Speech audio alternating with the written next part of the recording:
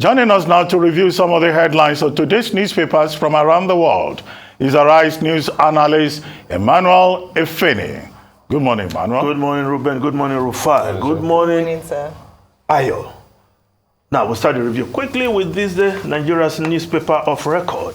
And we are starting from the window story, where there is a front page editorial.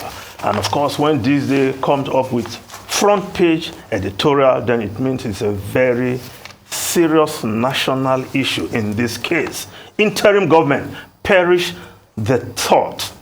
Yes, that's the editorial of this day. Yes, the All Progressive Congress presidential candidate, Asiwaju Bola Ahmed Tinubu, of course, alleged last week that there were subterranean forces working behind the scene to disrupt the 2023 general elections in a bid to impose interim government on the country. Well, this day has come up because, as a paper, one of the tripod of this day is the defense of democracy, the other being social justice and free enterprise. So when democracy is about to be threatened, you see this day coming out smoking. And in this case, this day is saying that anybody, all those who are behind this kind of thought, just have to perish that thought. And because, of course, democracy is taking root in this land called Nigeria, and everything must be done to sustain, project democracy despite the imperfections. It remains the best system to change a leader. Nothing else will be accepted. And this they went further to say that decisive steps should be taken by the federal government to bring stability in the various departments of the nation's life to create genuine conditions for the February 25 and March 11 elections. Then it went further to say, above all, the federal government must support the last mile preparations of INEC for the elections. In cases and places where the credible threat of insecurity threatens the election, special security arrangements must be put in place to ensure that elections take place all over the country as scheduled. So this day, drawing the attention of the nation that anybody who is behind the thought of an interim arrangement must perish that thought now and forever. Now, other stories. The lead story, Naira scarcity. Peter Obi calls for calm, appeals to Nigerians to bear with federal government. CBN urges Apex Bank to expedite circulation of new currencies. UBA GMD. CBN banks addressing challenges associated with the new Naira disbursement.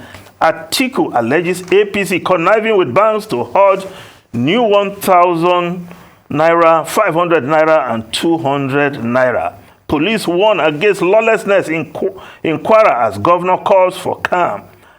Manufacturers Association decries hiccups in implementation, says manufacturers will suffer 25% drop in sales. Yes, because people are finding it difficult to even have money to do any form of transaction these days.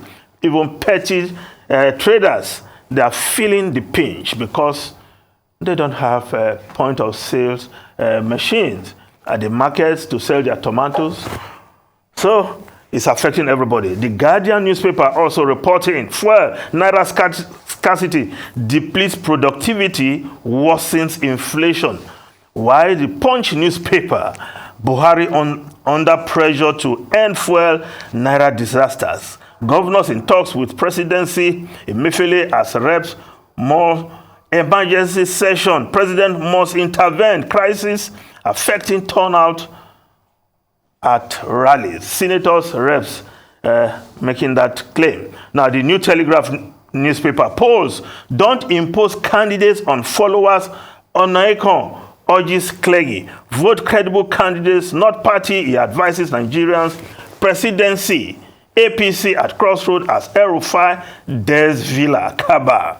Lawyers push for adoption of independent candidates. Well, I don't think clergymen should go to the pulpit and tell their adherents who to vote for. Adherents should be given, they should have the free choice to decide who to cast their vote for on election day. That is what I think should happen. Now, the Daily Trust newspaper, bandits attack, 71 buried in Katsina communities, more still missing, 27 women kidnapped. We are left on our own. Locals, Buhari, Atiku condemn attack. Well, insecurity still real. This is the president's home state. Ruben, Rufai, and Ayo. It's like we've run out of time. Yes, Efeni, we seem to have run out of time. Otherwise, I would have loved to comment on this day editorial. Interim government perished the thought. And I agree absolutely that whoever is thinking of an interim national government should perish the thought. The last time we tried it, it ended in tears. Thank you very much.